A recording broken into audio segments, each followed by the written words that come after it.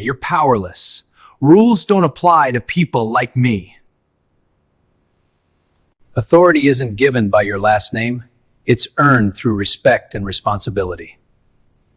The courtroom is already tense before a single word is spoken. Cameras hum softly, red lights glowing, every bench filled with people expecting another routine case.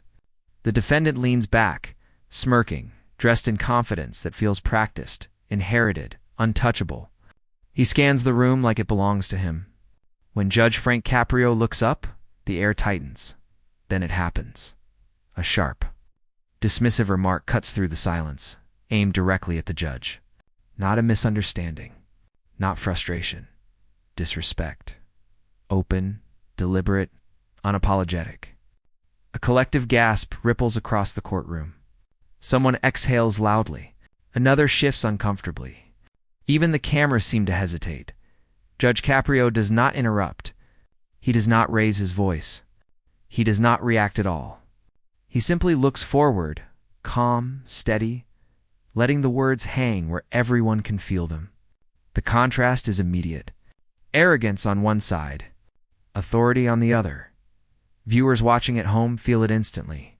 This isn't about a ticket anymore. This is a line being crossed in real time. A young man testing how far his confidence can carry him. A judge deciding whether silence or response will speak louder. The tension stretches, unbearable, electric. And in that pause, a question forms in every mind watching. Every heartbeat feels amplified, every second heavier, as if the entire room senses a reckoning approaching that no title or connection can stop now. But what the audience didn't know was who this young man really was, and why he thought he could get away with it. This moment doesn't live only inside this courtroom. It spills outward, touching something familiar, something raw, something millions recognize instantly. What looked like a minor case now exposes a deeper fracture, one that runs through institutions, neighborhoods, and dinner table conversations across the country. Because this is never just about a traffic violation. It's about who believes rules apply to them, and who has spent a lifetime learning they often don't. It's about the quiet expectation that power softens consequences, that certain last names bend the system before a single word is spoken. Then the truth moves through the room in hushed tones. The defendant is not just any young man.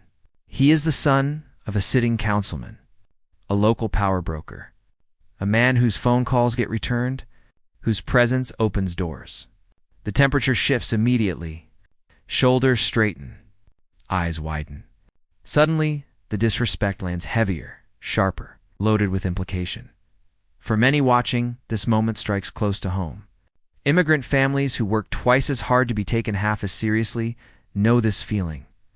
Communities told to respect the law while watching others skate past it know this tension.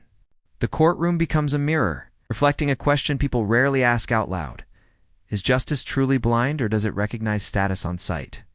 It also exposes the unspoken math of power people sense but rarely prove. Who gets warnings instead of penalties? Who speaks without consequence? Who learns early that confidence can masquerade as authority?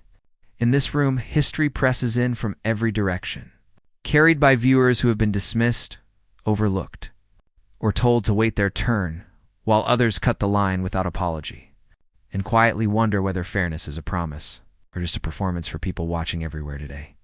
This is why the silence matters. This is why the pause feels dangerous. Because if this behavior is excused, it confirms a fear people carry quietly every day. That accountability is negotiable. That dignity is conditional. That power speaks louder than principle. And that's why this moment feels bigger than one judge, one defendant, or one case. It feels like a test, not just of a young man's character, but of a system people want to believe in, and are afraid might fail them again. And as whispers spread through the courtroom, one question hung in the air: how far had this young man pushed his luck? The story of the councilman's son does not begin in this courtroom. It begins years earlier, in rooms where his name carried weight before he ever spoke. Growing up near power shapes a person quietly. Doors open faster. Mistakes are softened. Authority becomes something you absorb, not something you earn. He learned early that confidence could substitute for preparation. that speaking loudly often ended conversations before questions were asked. Adults smiled when he interrupted. Teachers hesitated before disciplining. Officers recognized a last name and chose discretion. Each moment was small, forgettable on its own. Together they formed a lesson that settled deep. Consequences were flexible. This is not a monster story. It is a familiar one. A young man praised for boldness, but never taught restraint. Encouraged to assert himself, but never required to listen. Power hovered close enough to protect him, but far enough away to feel invisible, like air. He grew certain that respect flowed upward, toward him by default. Over time, confidence hardened into entitlement. Accountability felt optional. Authority became something to challenge, not honor, because he believed he stood adjacent to it. He mistook access for achievement, proximity for legitimacy. And when limits appeared, he pushed them, curious how far they would bend. That belief followed him into this courtroom. It explains the smirk. The tone. The casual dismissal of a man whose authority was not inherited, but earned over decades of service.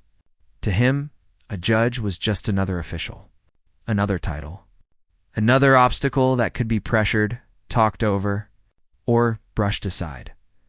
What makes this moment unsettling is not just the disrespect, but the certainty behind it.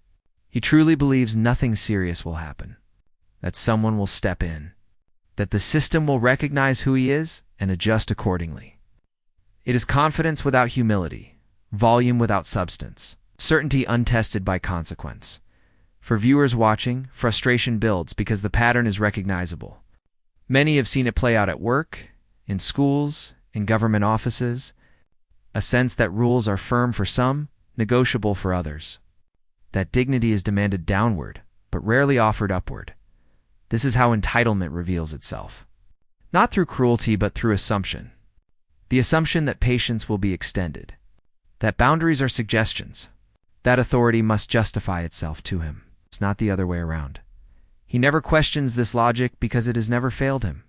Every previous challenge dissolved quietly. Every warning softened. Every raised eyebrow followed by accommodation. Over time, immunity feels natural, almost deserved. He carries himself like someone rehearsed for exemption, mistaking familiarity with influence for strength. In his mind, the courtroom is another room to dominate, another performance to control, another authority to test without real risk. That assumption now stands moments away from its first true collision with consequences he never imagined possible. But arrogance has a blind spot, and he was about to discover it. Face to face, with a man who didn't need to raise his voice to command the room, Judge Frank Caprio's authority was never inherited. It was built slowly, deliberately, across a lifetime shaped by struggle rather than entitlement. His story begins far from polished courtrooms and television cameras. Rooted instead in an immigrant household where respect was learned early and survival required discipline. His parents came to this country with little more than faith and fairness, and a belief that dignity mattered. Even when no one was watching, as a young man, Caprio learned that opportunity was fragile. Nothing was guaranteed. Every mistake carried weight. Every success demanded effort. Those lessons stayed with him, not as bitterness, but as grounding. They taught him that power, when it comes, must be handled carefully, because it is always borrowed from the public and never truly owned. Decades of public service followed.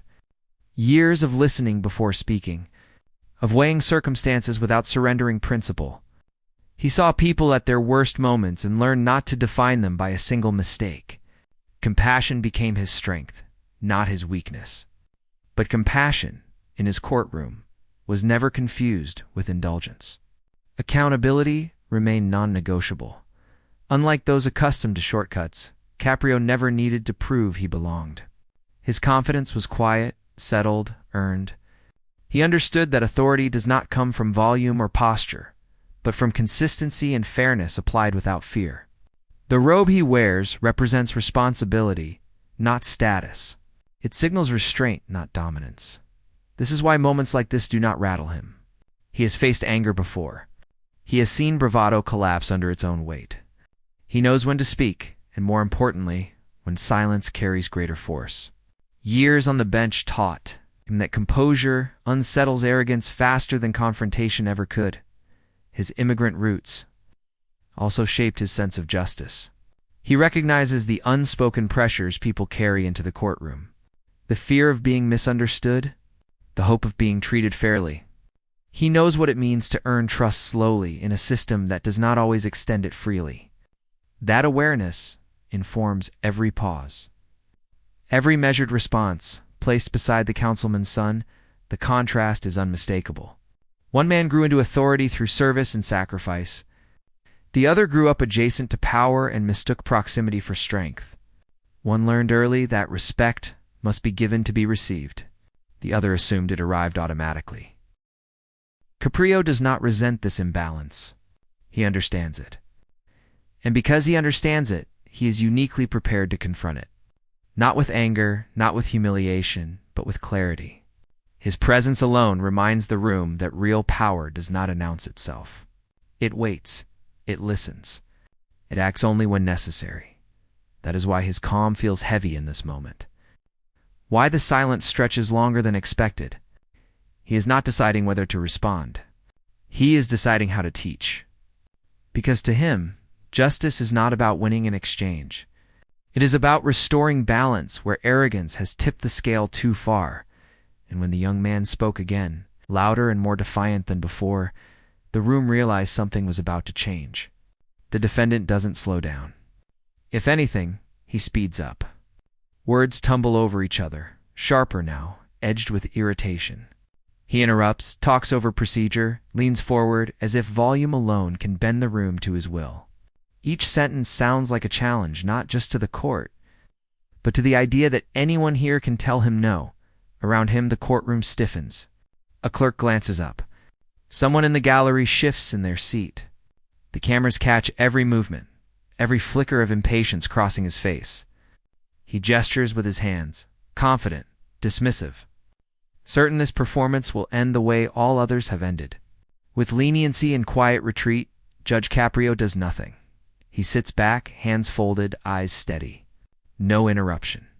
No warning. No visible reaction at all. The silence grows uncomfortable, then oppressive. It presses against the defendant's words, exposing their emptiness. The more the young man talks, the smaller he seems, as if his own voice is working against him.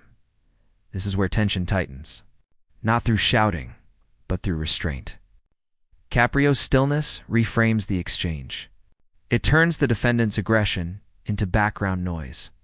The power dynamic shifts almost invisibly, but everyone feels it. Authority is no longer being tested. It is being measured. Viewers at home sense it too. That subtle turn when confidence begins to look like insecurity. When posture becomes overcompensation. When bravado loses its rhythm and starts searching for reaction, any reaction, to justify itself. The defendant pauses briefly, expecting a response. None comes. The room waits. Seconds stretch longer than they should. In that quiet, the illusion of control cracks. What once felt like dominance now feels exposed, unprotected. This is the moment before impact. The inhale before the truth lands. The last space where arrogance believes it still has options. Every eye drifts back to the bench, to the man who has not raised his voice once. It somehow commands the entire room without saying a word. Something shifts in the air, subtle but undeniable. Confidence drains from the defendant's posture. The gallery holds its breath. This is no longer a performance or a debate. It is a reckoning forming in silence, where authority waits patiently. And entitlement realizes too late that it has misread the room entirely. And the consequences are about to arrive without mercy now. Then Judge Caprio leaned forward and, in that instant, everything changed. Judge Caprio leans forward slowly, not to intimidate, but to be heard. His voice arrives calm, steady, almost gently. It settles over the courtroom with undeniable authority. He begins by addressing the defendant directly, not as an adversary, but as someone standing at a crossroads. There is no anger in his tone, only certainty. He explains that courts are not arenas for performance. They are not stages for bravado or places where volume determines truth. They are rooms where actions are weighed, not personalities. Where facts are measured carefully, not drowned out by confidence. He reminds the young man that speaking boldly does not make a statement valid, and that conviction without substance carries no weight here. Caprio pauses, letting the silence do part of the work. The defendant shifts in place, waiting for confrontation, perhaps even a verbal clash. Instead, what he receives is something more unsettling: clarity. The judge speaks about authority, drawing a clean, unmistakable line between power that is borrowed and power that is earned. Titles, he says, can be given. Positions can be held temporarily. Character is what remains when those things disappear. He states plainly that no family name grants immunity inside this courtroom. Influence has no jurisdiction here. The law does not recognize wealth, status, or proximity to power. It recognizes choices, and every choice spoken or silent carries consequence. Caprio reminds him that countless people obey the law every day without applause. Immigrants, workers, parents, young drivers, people who may never stand before a camera, but who follow the rules because they believe fairness applies equally. When someone treats the process lightly, he says, it sends a dangerous message that justice bends for some and stiffens for others. That belief, Caprio warns, is corrosive. It damages trust far beyond this room. The defendant attempts to interject. Caprio lifts one hand slightly, not sharply, not aggressively, just enough. The interruption stops instantly. The gesture is almost polite, yet absolute. Control without force. Authority without noise. He continues seamlessly, never breaking rhythm. He speaks about respect not as something demanded, but something demonstrated. Respect is shown by listening, by accepting correction, by understanding that disagreement does not justify contempt. The courtroom remains silent, absorbing every word. Then the judge widens the frame. He reminds everyone present that courts exist not to win arguments, but to preserve balance, to ensure justice remains credible for those watching quietly from the sidelines. When arrogance enters a courtroom unchecked, it does not just challenge a judge, it challenges the system itself. Caprio adds that real authority is rarely loud. Shouting, he explains, often reveals insecurity. Calm, on the other hand, signals confidence rooted in principle. The court is not impressed by bravado. It responds to responsibility. It listens to reason. It protects balance. He tells the defendant this moment will outlive him. Cameras do not forget. Clips travel. Examples teach others what behavior is tolerated. In that sense, this case matters not because of who stands before the bench, but because of who is watching. The defendant's posture changes. His shoulders drop. The confidence that fueled his earlier bravado begins to drain. For the first time, it looks less like someone challenging authority and more like someone realizing it exists, dependent of him. Caprio's voice never rises. That is precisely what gives it power. He does not assert dominance because it is already established. He does not threaten, he explains. He does not embarrass, he educates. Each sentence is deliberate, measured, impossible to dismiss. He addresses accountability directly. Mistakes, he says, are human. Attitude determines outcome. Acknowledgement invites understanding. Defiance invites consequence. The difference is not personal, it is procedural. The court responds to behavior, not identity. Another pause. The room leans in. Cameras capture the defendant's expression. Right now, uncertain. The earlier smirk is gone. In its place sits the weight of realization. This is not a negotiation. This is not a performance. This is where assumption meets reality. Caprio reminds him that real strength is shown through restraint. Those who truly hold authority rarely need to announce it. They allow fairness to speak on their behalf. The court's role, he explains, is not to dominate, but to remain steady when tested. He concludes simply, the case will proceed based on facts and conduct alone. No shortcuts. No exceptions. no consideration beyond what the law allows. His tone is final without being harsh, resolute without being cold. When he finishes, the silence is complete. No murmurs, no reactions, just understanding. The defendant nods, slightly subdued now. No posturing, no challenge. The transformation is unmistakable. In that silence, the lesson settles.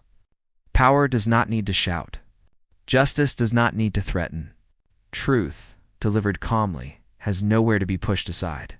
The courtroom feels smaller now, more focused. Purpose restored, the moment lingers. What began as confrontation has become instruction. The system has spoken not through punishment, but through principle. This is the moment viewers will replay. Not because of spectacle, but because of precision. Calm has dismantled arrogance without raising its voice. Authority has asserted itself without aggression. Justice has spoken clearly, leaving no room for misunderstanding. And as the courtroom absorbs the weight of what was said, one thing becomes clear. The judge's words didn't stop at the courtroom doors. They were about to echo across the internet. The moment did not stay confined to the courtroom. Within minutes, cell phone cameras had captured every measured word, every pause, every shift in posture. Clips began circulating online, first in local feeds, then in national networks. Viewers replayed them, sharing them with captions like, "This is how authority looks," or finally, "Someone shows what respect really means." The courtroom's quiet tension had transformed into a viral spectacle, and the audience at home felt it like a collective exhale. Social media exploded. Hashtags appeared almost instantly. Tag Caprio.com, hashtag justice served, hashtag dignity wins. Comment sections filled with thousands of reflections, ranging from awe at the judge's composure to outrage at the young man's entitlement. Immigrant communities, progressive thinkers, and people who had long questioned how privilege shapes justice saw themselves reflected in the moment. They tweeted, reposted, and debated, but above all, they felt validated. The narrative spread beyond personal outrage.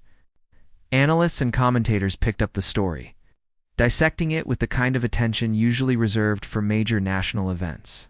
Experts in law, ethics, and civic responsibility weighed in, highlighting the rare blend of fairness and authority Caprio displayed. Talk shows invited guests to debate the symbolic power of the exchange. And ordinary citizens wrote op-eds reflecting on how this courtroom counter-mirrored larger societal dynamics. The viral momentum fed itself. Each replay, each shared clip, reinforced the symbolic value. This was not just a judge correcting a single moment of disrespect. It was a statement about accountability, about dignity, and about the balance of power that ordinary citizens have long suspected as fragile, often bent by status or wealth. People recognize themselves in the narrative, the frustration of watching influence shield behavior from consequence, the relief of seeing principle applied consistently. Memes emerged, not to mock, but to commemorate. Screenshots of Caprios.com/juxtaposed against the defendant's crumbling posture circulated widely. Commentary and videos, threads, and news coverage emphasized the lesson without oversimplifying it. Authority that is measured, just and patient, can dismantle arrogance without confrontation. Every share felt like a small act of participation in a cultural reckoning, collective applause for integrity over entitlement. As the story spread, it became larger than the individuals involved. Caprio's courtroom became a symbol of hope, proof that the system could function fairly when those entrusted with responsibility remained composed under pressure.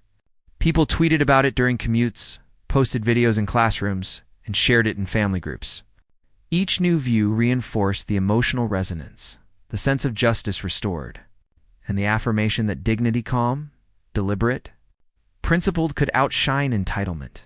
And yet, beneath the viral fame, Judge Caprio had one final lesson to leave behind. Judge Caprio did not see the exchange as a battle won or a humiliation delivered. He saw it as a moment to teach, to remind everyone in the room and everyone watching that authority is defined not by who can speak the loudest, but by who upholds principle consistently, calmly, and fairly.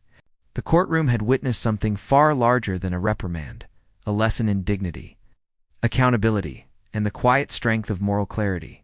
He reframed the encounter in universal terms. Respect, he explained, is not inherited. It cannot be claimed by connection, lineage, or status. It is earned through actions, through consistency, through the choices we make when no one is watching. Power is not the volume of one's voice or the weight of one's name, is the ability to act justly, to hold oneself to the same standard expected of others, and to create trust in the systems meant to protect everyone equally. Dignity, he reminded them, is a choice. In every workplace, classroom, family gathering, and community meeting, people face the same crossroads. They can respond with arrogance, entitlement, or impatience, or they can act with calm, fairness, and integrity. The choice defines not only the outcome, but the character of the person making it. Watching the young man's confidence crumble under measured truth was not just a personal lesson for him. It was a mirror for anyone who has ever tested boundaries or assumed privilege shields them from consequence. Judge Caprio extended the moral beyond the courtroom. Every person, regardless of age or background, could recognize the stakes in their own lives, that every interaction matters. That respect must be given as well as received. And that integrity is the only armor that endures. His words invited reflection, encouraging viewers to consider how entitlement, arrogance, and impatience play out in daily life, and how choosing composure, humility, and principle can change outcomes and build trust in a fractured world by the end. The courtroom had absorbed more than facts. It had absorbed a standard, a philosophy, a quiet demonstration of how power, when exercised with restraint, becomes lasting influence. Caprio's calm had done more than check arrogance. It had illuminated a path for everyone watching, showing that true authority lives in restraint, fairness, and unwavering moral clarity. And as the courtroom emptied, one truth remained impossible to ignore. The courtroom has emptied, but the impact lingers. The councilman's son, once confident and defiant, walked away having faced a lesson far greater than any ticket or reprimand. Judge Caprio reminded the world that real power is not loud, inherited, or performative, is quiet, earned, and accountable. It is the authority that comes from integrity, patience, and unwavering adherence to principle.